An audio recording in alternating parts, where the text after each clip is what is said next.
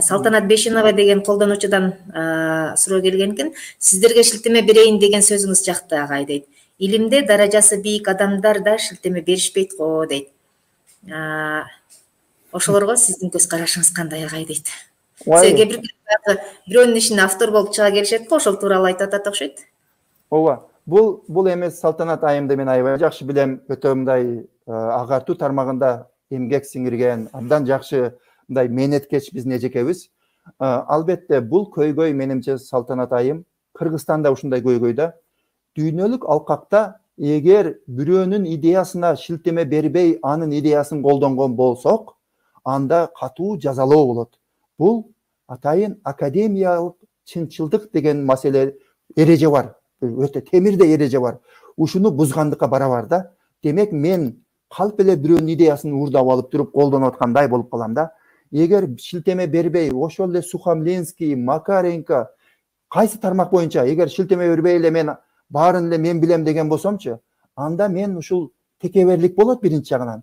Экинчи жагынан мен өзүм эле ушул акылдуу төрөлүп калдым дегенге барабар болуп калат да, кечирип коесуздар, одон айтыпсам. Себеби биз эменин сөзү бар. Менимче Ньютондун сөзү бар беле? Эме деген. Мен ушунчалык алысты көрүп атканым себеби мага чейинки гигант Алптардын мен желкесине чыгып алып отурганым үчүн гана көрүп атам дейт да.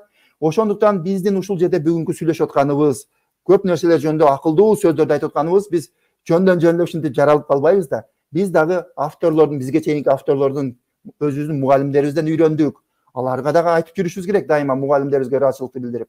Ал эми окуган китептерибизде шилтеме бербей эле баарын эле өзүм мен билем деген болсок, анда менимче бир аз туура эмес кылып койгон болобуз. Анда биз мындай илимдин астында дагы күнөө кылган болобуз да. Ошондуктан мен жаштарды айтып өтөт элем. Урматтуу жаштар, баягы керек болсо Facebook'та делечи. Facebook'та бирөөнүн постун алган болсоңуздар, мен паланчанын постун алып койдум деп туруп анан бирөө мээнет кылып ыр жазып аткан болсо, аябай сонун акылдуу нерсени которуп жазып аткан болсо, анан ага карабай эле жөн эле меники деп эле көп эле чыгара берет. Анан кээде ошол турмес болуп калат. Ошону биз өзүбүз үлгү болсок, мугалимдер, окуучулардан аны талап кылабыз да. Өзүбүз аны эме кылбасак, өзүбүз эч кимден алдан алып, бул жактан алып эле баардыгы меники дей берсек, анан окуучуларыбыз биздин копиябыз болуп калат да. Анда болбой калат, урматтуу кесиптештер. Салтанат айым, мен жооп бердим окшойт,